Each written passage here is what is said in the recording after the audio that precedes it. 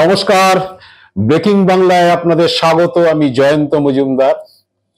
আরজি করের মহিলা চিকিৎসককে খুন ও ধর্ষণের ঘটনায় দু একটি মিডিয়ায় যেসব রিপোর্ট বেরোচ্ছে, আমি খুব অবাক হচ্ছি। দীর্ঘদিন হচ্ছে ক্রাইম রিপোর্টিং করেছি কলকাতাতে, লালবাজার এবং সিআইডির অনেক ঘটনা। তো আমি এইসব রিপোর্টগুলো দেখে আমি বুঝতে পারছি না যে সিবিআই যারা আছে তারা খাওয়াচ্ছে না যে একাংশ মিডিয়া যারা এই ধরনের রিপোর্ট বার করছে, যে তারা মন গড়া অফিসে টেবিলে বসে রিপোর্ট করছে। তো এরকমই একটি ঘটনা যেটা আমি দেখতে পেলাম যে নির্যাতিতা মানে তিলোত্তমা বা অভয়া যাই বলুন, আরজি করের মহিলা চিকিৎসক, তাকে গণপিটুনির ধাঁচে হচ্ছে মার দেওয়া হয়েছিল। মারধর করে পিটুনিতে মার ধরে যে ধরনের ইনজুরি হয়, তার শরীরে নাকি সেই ধরনের ইনজুরি ছিল, এবং যে ইনজুরি একজনের পক্ষে সেটা করা সম্ভব নয়, এরকম নাকি সিবিআই দাবি করছে বা তদন্তকারীরা দাবি করছে। আসলে এখন বিভিন্ন রিপোর্ট বেরোচ্ছে, সেই রিপোর্টগুলোতে সিবিআই দাবি, তদন্তকারীদের দাবি, সিবিআই সূত্র, এইসব নানান হচ্ছে দিয়ে সমস্ত রিপোর্ট বেরোচ্ছে। জানি না আমি সত্যি মিথ্যা, যে সত্যি সত্যি সিবিআই সেগুলো মিডিয়াকে খাওয়াচ্ছে কিনা। তো একার পক্ষে ওই যে গণপিটুনিতে যেভাবে ইনজুরি হয় সেরকম ইনজুরি হয়েছিল, একার পক্ষে সেটা করা সম্ভব নয়, এবং মূলত খুনটাই ছিল উদ্দেশ্য, ধর্ষণটা নাকি ওটার সঙ্গে অ্যাডেড আর কি করা হয়েছে, যাতে বিষয়টাকে ঘুরিয়ে দেওয়া যায়। এইরকমই নাকি একটা সিবিআই যারা তদন্ত করছে তাদের একটা ধারণা তারা পোষণ করছে। এবং এই গণপিটুনিতে যারা যুক্ত ছিল, বা গণপিটুনি হলে সাধারণত একাধিক ব্যক্তি হবে, 2, 3, 4, 5, তাদের ব্যাপারে তাদেরকে চিহ্নিত করার কাজ চলছে সিবিআই। তো আমার কাছে এই ময়নাতদন্তের রিপোর্টটা এই আরজি করের মহিলা চিকিৎসকের, এটা কয়েকদিন আগেই এসেছিল। আপনারা জানেন যে ঘটনার 10-12 দিন 15 দিন বাদে সেটা কোনোভাবে প্রকাশ্যে আসে। তো আমি এটা নিয়ে বেশ কয়েকজন কলকাতা পুলিশের ডিটেকটিভ ডিপার্টমেন্টে যারা দীর্ঘদিন মার্ডারের তদন্ত করেছে বা সিআইডিতে করেছে তাদের সঙ্গে কথা বলছিলাম, এবং তাদের যে বক্তব্য, এবং তারা ময়নাতদন্তের রিপোর্টটা তারাও দেখেছেন, তাদের যে বক্তব্য বা যে ইনজুরিগুলো এসছে সেগুলোর উপর দাঁড়িয়ে বলছে যে এটা একজনের পক্ষেই এনাফ। কারণ হচ্ছে যে ইনজুরিগুলি এসছে, কোনো ইনজুরি হচ্ছে এরকম মাস্কিলিং এ বা গণপিটুনিতে ইনজুরিতে এই ধরনের ইনজুরি আসে না। তাদের বক্তব্য হলো যে 16টা এক্সটার্নাল ইনজুরি এবং 8টা ইন্টারনাল ইনজুরির কথা বলা হচ্ছে, সেগুলো সবই দেখা যাচ্ছে যে অ্যাব্রেশন মার্ক অথবা ব্রুইস মার্ক। তাদের বক্তব্য যে যদি কোনো জায়গায় কোনো সময় কোনো ভিকটিমকে শ্বাসরোধ করে খুন করা হয়, যখন শ্বাসরোধ করা হয় তখন সে প্রাণপণে বাঁচার চেষ্টা করে, শ্বাস নেওয়ার চেষ্টা করে, তখন একটা হার্ট লাংয়ের উপর প্রচন্ড প্রেশার হয়। সেই প্রেশারে হচ্ছে স্কিনের উপরিভাগে যেটা সূক্ষ্ম যে শিরাগুলো রয়েছে সেগুলো অনেক সময় ফেটে গিয়ে একটা ভিতরে কি বলে একটা ব্লিডিং হয়ে যায়, এবং সেটা মৃত্যুর পরে দেখা যায় যে যারা ফর্সা বেশি তাদের ক্ষেত্রে একটা নীলচে কালার আসে। সেটা হাফ ইঞ্চি হতে পারে, কোয়ার্টার ইঞ্চি হতে পারে, এই ধরনের মাছ 1 ইঞ্চি হতে পারে, মার্কগুলো আসে। আর যাদের রং বেশি ফর্সা না তাদের একটা কালশিটের মতো দাগ আসে।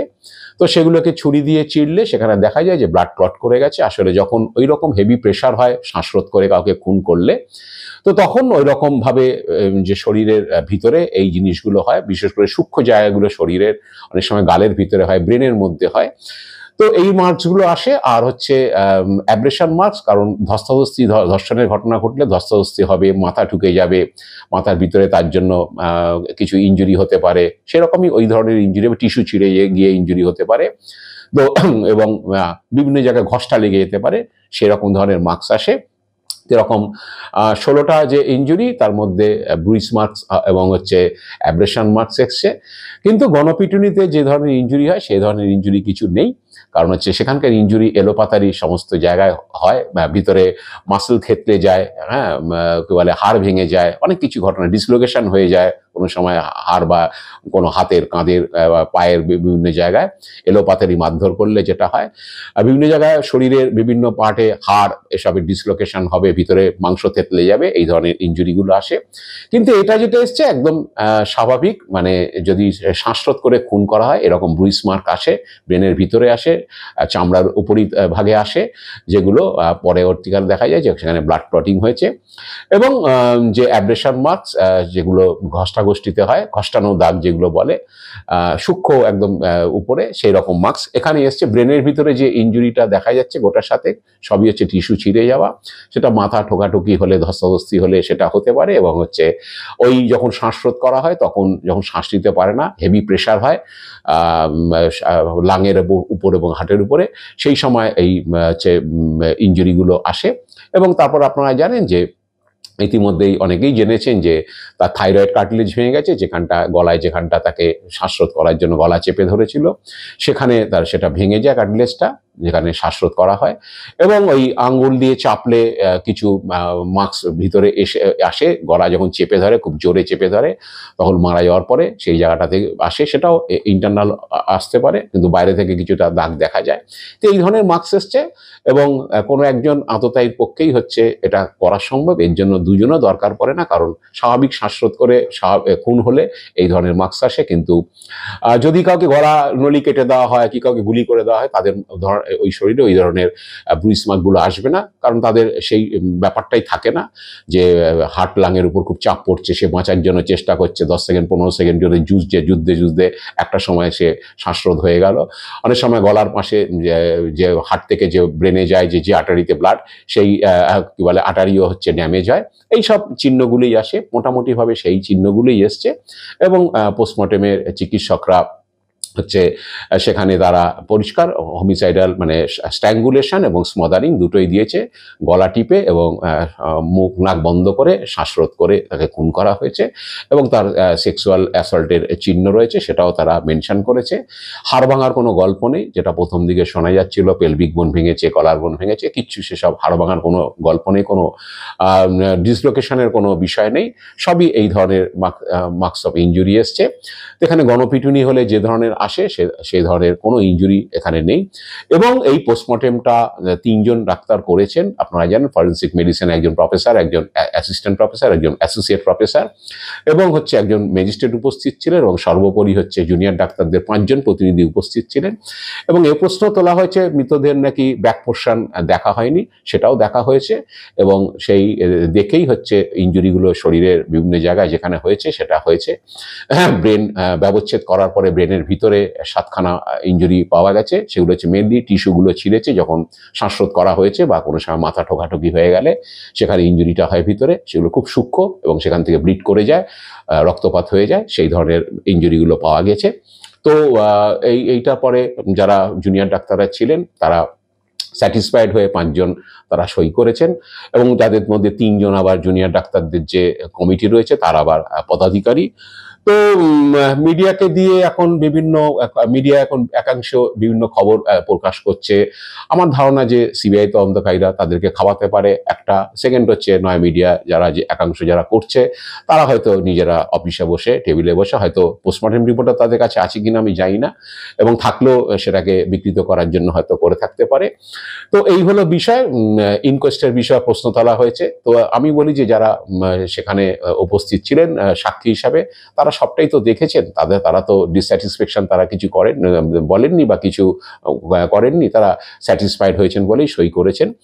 তো এখন যেটা বোঝা যাচ্ছে যে আসলে সিবিআই কি সেই বহিরাগত তথ্য, আবার একটি মিডিয়াতে এরকমও লিখেছে যে ওই মহিলা চিকিৎসককে একজন মহিলা ডাক্তার ডেকে নিয়ে গিয়েছিল অন্য একটি ঘরে, সেখানে তাকে খুন করা হয়, খুন করার পরে তাকে আবার ওখান থেকে এনে এখানে বসিয়ে রাখা হয় বা শুয়ে রাখা হয়, এইসব নানান ধরনের গল্প বেরোচ্ছে। আমার কথা হলো যে যদি এত কিছু জেনে থাকে ওই মহিলা চিকিৎসককে রাত্রিবেলা তার খাওয়া দাওয়ার পরে কি 2:30, 3টে, 4টের সময় তাকে ডেকে নিয়ে যায় অন্য জায়গায়, সেখানে তাকে এত যদি জেনে গেছে তারা সিবিআই তাদের অ্যারেস্ট করছে না কেন? আমার সেটাই প্রশ্ন। সেরকম একটি খবর একটি মিডিয়াতে দেখলাম, সবই জেনে গেছে কোন কোন সন্দেহভাজন তাকে ডেকেছিল, কোন কোন সন্দেহভাজন সেখানে উপস্থিত ছিলেন, কারা কারা সেই ঘটনার সঙ্গে যুক্ত, এইসব হয়েছে। আবার এও বলা হয়েছে যে মৃতার চশমা যেটা থেকে কাঁচ ভেঙে গিয়ে চোখের কাছে কেটে গিয়েছিল, তো সেইটা নাকি পরে তার মোবাইল চশমা সুন্দর করে নাকি মাথার পাশে গুছিয়ে রাখা হয়েছিল। তো আমার প্রশ্ন হলো যে প্রথম এই মহিলা চিকিৎসক যে মারা গিয়েছেন তাকে প্রথম তো দেখেছেন তাদের চেস্ট মেডিসিন বিভাগের কোনো একজন জুনিয়র ডাক্তার, এবং তিনি তারপরে তার সহকর্মীদের ডেকে নিয়ে এসেছিলেন সেখানে, এবং তারপরে যা হয় নার্স বা হাসপাতালের অন্য স্টাফ তারাও সেখানে গিয়ে দেখেছিলেন, এবং পুলিশ আসার আগে প্রায় বেশ কিছুটা সময় ওখানেই তারা ছিলেন। আমার প্রশ্ন যে তারা আবার ওই চশমা মোবাইল মাথার কাছে গুছিয়ে রাখেননি তো? তখন তো পুলিশও আসেনি, তার আগেই তো হাসপাতালে তার সহকর্মীরাই তো তাকে ডেকেছেন, এবং তিনি সাড়া করছেন না, মারা গিয়েছেন বলে তারা মনে করছেন। তার আন্ডারগার্মেন্টস প্যান্ট তারা পাশে পড়ে রয়েছে, তাকে একটি চাদর দিয়ে ঢাকা দিয়েছিল তাকে যাতে অর্ধনগ্ন অবস্থায় না দেখা হয়, সেই কারণে তার স্বাধীনতার জন্য সেটা করা হয়েছিল। তো এইসব প্রশ্ন এখন তোলা হচ্ছে। আমি বললাম যে তাহলে পুলিশ আসার আগে যারা দেখেছেন, যারা করেছেন, তাদের মধ্যে থেকে কেউ আবার চশমা মোবাইল সাজিয়ে দেননি তো? কারণ তারাই তো প্রথম ক্রাইম সিনটা দেখেছিলেন। যাই হোক, এসব এখন উঠছে।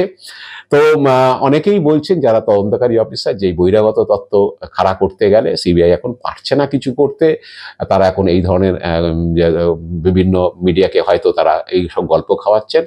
আসলে যদি এই রকম ধরনের গল্প খাওয়ানো হয় তাতে যে ডাউট তৈরি হয়, সেই ডাউট তৈরি হলে মূল যে অভিযুক্ত সঞ্জয় রায়, যাকে খুন ও ধর্ষণের মামলায় কলকাতা পুলিশ গ্রেপ্তার করেছিল, সিবিআই তাকে হেফাজতে নেয়, এখন জেল হেফাজতে রয়েছে, সে কিন্তু একটা সুযোগ পেয়ে যাবে। কারণ তারা তখন কোর্টে নানান ধরনের যদি এই রকম ধরনের গল্প সাজানো হয় যে অন্য বহিরাগতরা এসে তাকে খুন করেছে, তাহলে কিন্তু সঞ্জয় রায়দের মতো যারা অপরাধী বা অভিযুক্ত তারা কিন্তু ছাড় পেয়ে যায়। এর আগেও কলকাতায় বিভিন্ন মামলায় দেখা গিয়েছে।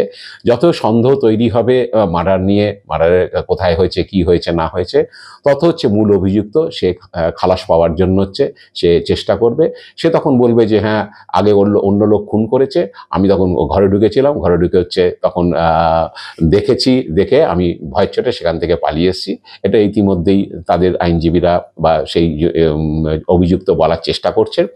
তো এখন আরেকটা প্রশ্ন যে একাধিক ব্যক্তি গণপ্রহার করে তাকে খুন করলো, এবং সিবিআই কিন্তু সিসিটিভি ফুটেজ যেটাতে সঞ্জয় রায়কে দেখা গিয়েছে সেদিনকে, সেই সিসিটিভি ফুটেজকে সিবিআই অস্বীকার করছে না। সিবিআই সিসিটিভি ফুটেজ নিয়েছে, হাসপাতাল থেকেও নিয়েছে, সেন্ট্রাল ফরেন্সিক ল্যাবরেটরি তারা পাঠিয়েছে এই সিসিটিভি ফুটেজ পরীক্ষার জন্য। যদি এখন সবাই জানে যে সেমিনার রুমে যেখান দিয়ে ঢোকার জায়গা, সেখানে যদি সেমিনার রুমে যাওয়ার চেষ্টা হয় তাহলে সেই সিসিটিভি ফুটেজের মধ্যে সকলেই আসবে। যেমন সঞ্জয় রায় এসেছিল সেই রাতে, সেদিনকে অনেক নার্সকে সেখানে দেখা গেছে, অন্য হাসপাতাল কর্মীদের দেখা গেছে। তো সেই সিসিটিভি ফুটেজকে কিন্তু সিবিআই অস্বীকার করছে না। আমার প্রশ্ন হলো যে যদি একাধিক ব্যক্তি এসে গণপ্রহার করে ওই নির্যাতিতাকে খুন করে থাকে, তাহলে তারা যখন সেমিনার হল থেকে বেরিয়ে বাইরে আসবে তখন কিন্তু সেই সিসিটিভিতে আসবে, কিন্তু সেই সিসিটিভিতে কেন তাদের ছবি এলো না? তাহলে কি তারা গুপি বাগার মতো হাতে তালি মেরে স্পট থেকে অন্য জায়গায় চলে গেল? আমার প্রশ্ন উঠেছে, আমি অবাক হয়েছি। কারণ এখন যেটা জানা যাচ্ছে যে ওই সেমিনার রুমে ঢুকতে গেলে যেই সিসিটিভির মধ্যে দিয়ে যেতে হয় সেটা সবাইকেই তার ছবি ওঠে। কারণ সেদিনকে শুধু সঞ্জয় রায় নয়, সেদিন রাতে অনেকের ছবি সেখানে পাওয়া গেছে, যারা নার্স, হাসপাতাল কর্মী, অন্যরা রয়েছেন, ডাক্তাররা রয়েছেন। তো গণপ্রহারে যারা গণপ্রহারকারীরা খুন করলেন সেমিনার রুমে বা অন্য রুমে খুন করলেন, খুন করে বডি নিয়ে এসে সেমিনার রুমে ফেলা হলো, কি সেমিনার রুমেই খুন করলেন গণপ্রহারের মতো ধাঁচে খুন করে, তারা বেরিয়ে চলে গেল সেমিনার রুম থেকে, সিসিটিভিতে এলো না, তাহলে নিশ্চিতভাবে গুপি বাগার মতো সেই হাতে তালি মেরে এই রাজ্য থেকে ওই রাজ্য চলে যাওয়ার মতো তারাও বোধহয় ওখান থেকে আরেকটা বিল্ডিং এ বোধহয় হাতে তালি মেরে চলে গিয়েছেন, এটাই প্রমাণিত হয়। আর তা না হলে সিবিআই কে বলতে হয় যে এই সিসিটিভি ফুটেজ আমরা মানছি না। সঞ্জয় রায়কে যে সিসিটিভি ফুটেজে দেখা গেছে, হাসপাতাল কর্মীদের যে সিসিটিভি ফুটেজ দেখা গেছে, ইতিমধ্যে সিবিআই হাসপাতাল থেকে যে সিসিটিভি ফুটেজ কালেক্ট করে সেন্ট্রাল ফরেন্সিক ল্যাবরেটরিতে পাঠিয়েছে, তাহলে সেই সিসিটিভি ফুটেজকে অস্বীকার করতে হয়। তো এইসব এখন গল্প গাছা চলছে, এবং ময়নাতদন্ত নিয়ে নানান প্রশ্ন এটা ওটা। তো এখন জুনিয়র ডাক্তারও কিছু বলতে পারছেন না ময়নাতদন্ত নিয়ে, কিন্তু মিডিয়া বলে যাচ্ছে। কারণ জুনিয়র ডাক্তাররা হাসপাতালে তারা উপস্থিত ছিলেন 5 জন, তারা জিবি মিটিং করে, অলিখিত জিবি মিটিং করে তারা কোন 5 জন প্রতিনিধি সেখানে উপস্থিত থাকবে তারা সেখানে থেকেছেন, থেকে তারা ময়নাতদন্ত সন্তুষ্ট বলে তারা সই করেছেন। সুতরাং তারা এখন বলছেন না না যে ময়নাতদন্ত উল্টে দেখা হয়নি, ময়নাতদন্ত ঠিক মতো হয়নি। তারা এখন বলছেন নিজেদের পিঠ বাঁচানোর জন্য যে আমরা ময়নাতদন্তে সাক্ষী হিসাবে ছিলাম বটে, তো অনেকেই বলছেন যে যদি ময়নাতদন্ত সঠিক নয় তাহলে কি তারা ভিতরে সিনেমা দেখতে ঢুকেছিলেন, যে আমাদের প্রতিনিধি থাকবে 5 জন, পুলিশের কাছে তারা দাবি করেছিলেন, 5 জনকে তারা সিলেক্ট করেছেন, তারা ভিতরে গেছেন, থেকেছেন, তারপর তারা সই করেছেন, তার মধ্যে 3 জন পদাধিকারী রয়েছে, তো তারা কি তারা সিনেমা দেখতে ঢুকেছেন? তাহলে এখন মিডিয়ার একাংশ প্রশ্ন তুলছে অমুক হয়নি তমুক হয়নি, তা তখন হচ্ছে অসম্পূর্ণ ময়নাতদন্ত, অসম্পূর্ণ সুরথাল। তো ওই 5 জন চিকিৎসক যারা ময়নাতদন্তে ছিলেন জুনিয়র ডাক্তারদের প্রতিনিধি হিসাবে বা পরিবারের প্রতিনিধি হিসাবে, তারা তখন কি করেছেন? তারা তো প্রশ্ন তোলেননি। এখন ব্যাপারটা হচ্ছে ঝুলি থেকে বেড়াল বেরিয়ে পড়েছে, এখন ফেস সেভিং করতে হবে, তাই এই সব। এবং হচ্ছে যে ময়নাতদন্ত রিপোর্টের উপর দাঁড়িয়ে সিবিআই এখন কাজ করছে, সিবিআইও নিশ্চিতভাবেই হচ্ছে সেই ময়নাতদন্ত রিপোর্ট দেখে নিয়েছে বা ডাক্তারদের সঙ্গে তারা আলোচনা করে নিয়েছে। কারণ হচ্ছে এই ধরনের খুন হলে, এইরকম শ্বাসরোধ করে বা গলা টিপে ধরে খুন হলে এই ধরনের মার্কস অফ ইনজুরি আসে, ইয়ের কিছু গণপিটুনির কোনো ইনজুরি নয়। এখন সিবিআই হচ্ছে এই মামলাটাকে অনেকেই মনে করছেন, বা যারা বহুদিন ধরে এই ধরনের মামলা তদন্ত করেছে তারা মনে করছেন যে যেভাবে সিবিআই এগোচ্ছে বা যেভাবে সিবিআই এইসব তথ্য খাড়া করার চেষ্টা করছে, বা তাদের ধারণা বা সন্দেহ যে সিবিআই হয়তো কাউকে এরকম ধরনের মিডিয়াকে এইসব খবর খাওয়ানোর চেষ্টা করছে, যে এইভাবে চলছে, এতে মামলাটা নষ্ট হয়ে যেতে পারে, এটাই তাদের মত। জানি না শেষ পর্যন্ত সিবিআই কি করবে। আজ এ পর্যন্তই। আপনারা ভালো থাকবেন, সুস্থ থাকবেন। নমস্কার।